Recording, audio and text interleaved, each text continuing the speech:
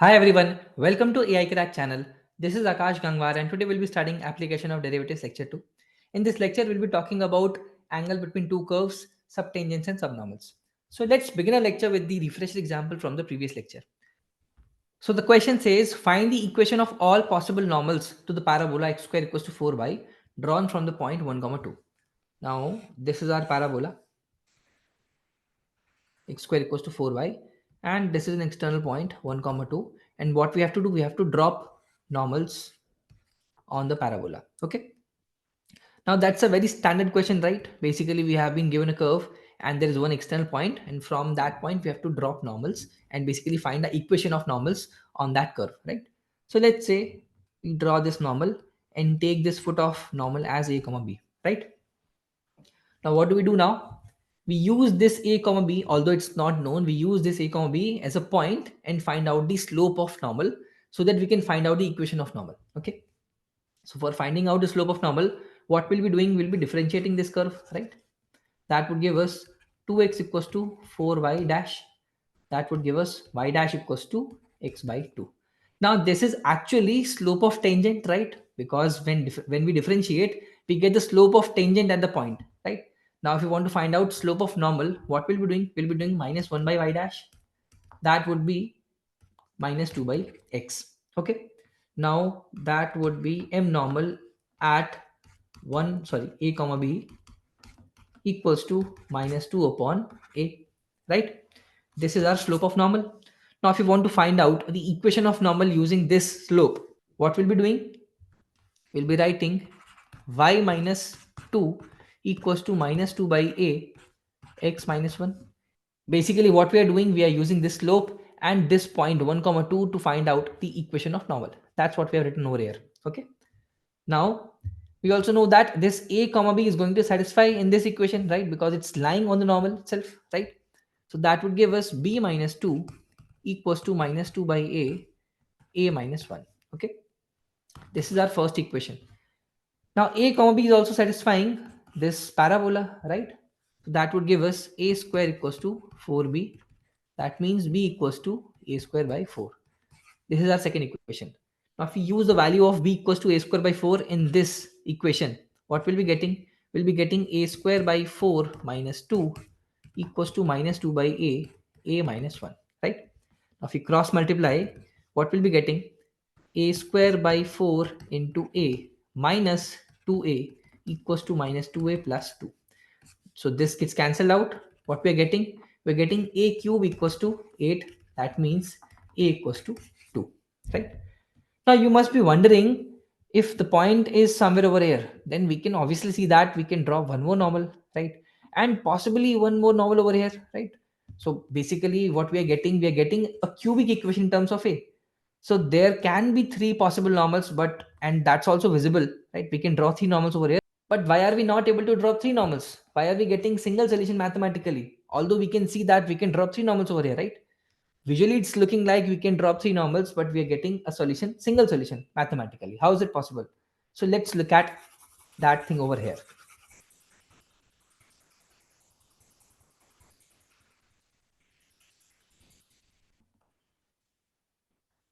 So let's say we have a parabola like this, right?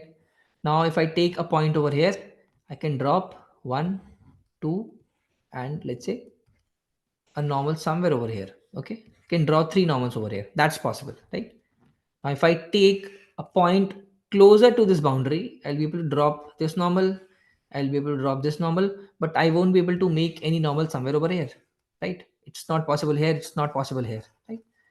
Now what if I take a point, let's say somewhere over here? Now in that case, I can just drop a normal over here. This is possible. If I try to draw normals like these, it won't be possible, right? You cannot draw anything perpendicular over here. It's not possible. So in such a case, when we have a point closer to the boundary and closer to the vertex as well, in that case we'll be able to form just one normal, right? So that's what this case is all about. We are getting just one solution because point might be very close to the boundary and vertex. Okay, now let's talk about some points which are pretty important for problem solving. So going forward, you will be hearing terms like equal incline, equal intercepts, equal lengths and from origin. So what do we mean by these terms? Let's see. So if we talk about equally inclined, we mean that the line is having equal angles with respect to coordinate axis. So it can be this way or it can be this way, right? It can be this way as well and it can be this way as well. So all these lines are actually equally inclined with respect to coordinate axis. So all these angles are actually 45-degree, right? Because this is 90-degree. So if you want to divide these angles, the remaining 90 angles into two equal angles, that would be 45 and 45, right? Now in this case, we can see that slope can be either 1 or -1. So in this case, slope would be 1. In this case, slope would be -1. So whenever we hear the term equally inclined, that automatically means slope is equals to 1 or -1. Okay.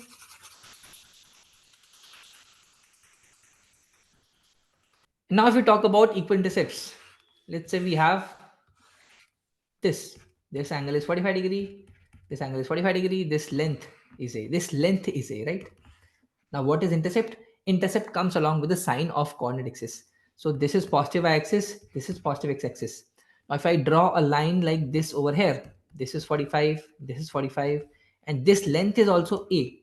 But in that case, intercept, this would be -a, right? Considering that a is positive, considering that a is positive, this intercept would be -a because it's on the negative x-axis, right? So intercepts come with the sign of coordinate axis. So when we are saying equal intercepts, this cannot be the case because this is positive and this is negative. This is positive intercept and this is negative intercept. So they cannot be equal, right? They cannot be equal.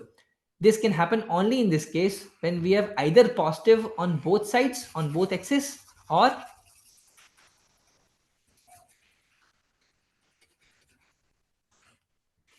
we have negative on both axes. This one and this one. This is -a, this is -a. Remember that length is a only. Length is a, but intercept is -a, considering that a is positive. Assuming that a is positive, this intercept would be -a, this intercept would be -a, but this length would still be a, right? So understand the difference between intercept and lengths. Okay. Now this is, if this is happening, we can simply say that m would always be -1. M would always be -1. This slope is always -1, right? Now the third one, when we're talking about equal lengths from origin, this means it can work both ways. If this length is a, this is a, this is a, so we can simply say that this slope would be 1, this slope would be -1. So when we are saying equal lengths from origin, we can automatically assume that the lines have slope equals to 1 or -1. Okay. Now let's talk about angle between two curves. So let's say we have two curves over here, something of this sort. Then how do we define angle between two curves? We take the point of intersection and then we draw tangents over there, this one and this one, and then we find out the angle between the tangents. This is how we do it. We cannot take a random point over here and draw tangents and then finding out the angle between two curves, right? We cannot do that. Why? Because for every different point, we'll be getting different kind of angle, right? So that's why we've taken a common point between both the curves where we can get a particular angle, right? Now, if you want to derive the mathematical formula for angle between two curves, what will be getting? Let's say tangents look like this, right? One is having angle theta1, the other is having angle theta2, both from the x-axis, positive x-axis, right? Now, let's say this angle between them is theta. So we can simply say that theta equals to theta2 minus theta1, assuming that theta2 is bigger than theta1, right? Where what we are assuming over here, we are assuming that theta2 is bigger than theta1, right? Now, tan theta, that would be tan of theta2 minus theta1, right? Now, tan theta, that would be tan theta2 minus tan theta1 divided by 1 plus tan theta1 dot tan theta2, right? Now, if we draw this particular line, let's say this is L1 and this is L2. If I draw L1 separately over here, right? So this angle is theta1, this is L1, right? If I draw perpendiculars from this particular point, right? Now let's say this length is y1 and this length is x1. Now can we say that y1 by x1 equals to tan theta 1? Simple geometry, right? Simple trigonometry. Now this is also known as slope of the line L1, right? Let's say that is m1. Tan theta 1, that would be m1, that is y1 by x1, right? Simple. If you want to utilize this over here, what will be getting? We'll be getting tan theta equals to m2 minus m1 upon 1 plus m1 m2, right? This is the answer. Now, one thing which is very important over here is we have assumed that theta is acute angle over here.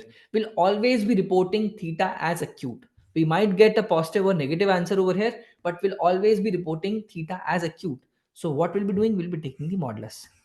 In question, we might not be knowing if m2 is bigger, if m1 is bigger, right? Over here, we have assumed that theta 2 is bigger than theta 1. We have assumed that.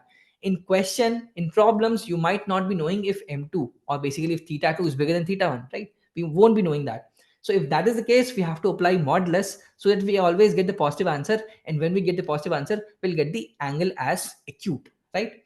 Because if we take two lines over here, if this angle is theta, the other angle would be pi minus theta, right? That would be obtuse, and that would give us negative theta, negative tan theta, right? Now let's solve this example. Find the acute angles between curves y equals to modulus of x square minus 1 and modulus of x square minus 3 at their points of intersection. Now I can see modulus over here in both the functions. So that basically means we might have multiple points of intersection over here, right? And they've specifically mentioned that we have to submit acute angles. Even if they don't mention it, we have to submit acute angles only, right? Now let's try to open up these modulus. So what are the critical points for this one? That would be x equals to plus minus 1, and for this one x equals to plus minus root 3. Okay, so let's draw the number line over here. So for this one we have plus minus 1 and plus minus root 3. Okay, so this is minus root 3, this is minus 1, this is 1, and this is root 3. So these all are zones over here. Now if we talk about on the right hand side of root 3, both functions would open up as positive, right? So that would give us y1 equals to x square minus 1 and y2 equals to x square minus 3. In this range between 1 and root 3, the first function would open up as positive, that would be x square minus 1, and second one would open up as negative 3 minus x square, right? In this middle range, what will happen? This would also open up as negative and this would also open up as negative, right? So y1, that would be 1 minus x square, and y2, that would be 3 minus x square. In this particular range, again, the first function would open up as positive, that would give us y1 equals to x square minus 1, and y2 would open up as negative, that would be 3 minus x square, right? And over here we'll be getting y1 equals to x square minus 1 and y2 equals to x square minus 3, right? I can see that this range and this range is similar, this range and this range is similar, and this one is a unique range over here. Okay, now if we talk about this range and this range, we want to find out the point of intersection, so we have to equate the functions. We'll be getting x square minus 1 equals to x square minus 3. Over here as well, x square minus 1 equals to x square minus 3. X square gets cancelled out. What we're getting, minus 1 equals to minus 3. That's not true, right? So we'll not be getting any point of intersection over here. We'll not be getting any point of intersection in this range and in this range. Now, if you talk about this range and this range, both have similar functions opening, right? So y1 equals to y2 over here, that would give us x square minus 1 equals to 3 minus x square, right? Now this becomes 2x square equals to 4, x square equals to 2, and x equals to plus minus root 2. Now plus minus root 2, basically if we equate over here, we'll also get the similar value, x equals to plus minus root 2. But over here, what are the x values? We have 1 to root 3. So we can take root 2 in between over here and minus root 2 in between over here. Okay. So we have got 2 points of intersection over here. Minus root 2 and root 2. Again, in this range, minus 1 to 1, 1 minus x square equals to 3 minus x square. This gets cancelled out. 1 equals to 3. That's not possible. So we are not getting any point of intersection in this range. So what we have got 2 points of intersection in these two ranges, root 2 and minus root 2, right? Now, if we talk about root 2 first, let's talk about root 2 first. For root 2, this first function would open up as positive, right? So y1, that would be x square minus 1. And this one would open up as negative. Y2 would be x3 minus x square, right? Now, if you want to find out slopes over here, we have to find out acute angles between the curves. So basically, we have to find out slopes over here, right? So y1 dash, that would be 2x, and y2 dash, that would be minus 2x. If you put the value root 2 over here, what we'll be getting 2 root 2 and minus 2 root 2. Okay, So these are the slopes of tangents between these curves at point root 2. Okay. Now if you want to find out tan theta, that would be modulus of m1 minus m2 divided by 1 plus m1 m2, right? So m1 minus m2, that would be 2 root 2 minus of minus 2 root 2 divided by 1 plus 2 root 2 multiplied by minus 2 root 2, right? Modulus close. So tan theta, that would be 2 root 2 plus 2 root 2, that would be 4 root 2 divided by 1 plus, that would become minus 8, right? This is minus 8. Now finally what we have got, 4 root 2 upon 7. This negative would be absorbed in modulus, right? So final answer would be tan theta equals to 4 root 2 by 7. So theta would be tan inverse 4 root 2 by 7, right? Now this is for the point of intersection, that is root 2. Now even if you take minus root 2 as point, you will get first slope as minus 2 root 2 and second slope as 2 root 2. You will get the same value once again. So in both the cases, in both the points of intersection, you will get the tan theta as, basically theta as tan inverse 4 root 2 by 7. Okay. And now let's talk about this example. Find the angle between curves y square equals to 4x and y equals to e raised power minus x by 2. Now you can see that we haven't been provided with the intersection point for these two curves. Also, with our limited knowledge, we cannot find out the intersection point between these two curves because one is exponential and one is a parabola, right? We cannot do that. So we have to assume one point a comma b and use that point to solve the angle between the curves. Okay. So assuming that this is the point of intersection, we'll be differentiating this function and this function and finding out their slopes. Okay. So for the first function, we'll be getting 2y dash equals to 4. So y dash would be 2 by y, right? Now in this case, y dash, that would be e raised power minus x by 2 multiplied by minus 1 by 2 because of chain rule, right? Now e raised power minus x by 2 can be written as y only. That would be y multiplied by minus 1 by 2. Okay. Now for this particular point, let's say this one is m1. That would be m1 at a comma b. That would be 2 by b. And this one would be m2 at a comma b. That would be b up minus b upon 2. Right. Now if you multiply both of them, m1 into m2, you will see that the product is minus 1. That means the angle between these two curves is 90 degree. For 90 degree only, m1 into m2 would be minus 1, right? Now in all such cases and questions where we don't have the intersection point, but we have to assume a point and find out the angles between the curves, in that case, the answer is usually 90 degree or 0, right? That's the only possibility because we don't have any other equation to solve, right? We cannot solve m1 and 2 by any other method. So in that case, the answer has to be 90 or 0, or it might not be possible to solve the entire equation. Okay. Now let's talk about length of tangent, subtangent, normal and subnormal. Let's say we have this given point A, h comma k on y equals to fx. So what we are doing, we are drawing tangent and normal and letting those pass through x-axis. What we are doing, we are drawing tangent and letting that pass through x-axis. We are drawing a normal at that point. We are letting that pass through x-axis. Now if we talk about this length is known as length of tangent and this length is known as length of normal. This is length of normal, this is length of tangent. Okay. Now the horizontal component of length of tangent, that would be length of subtangent.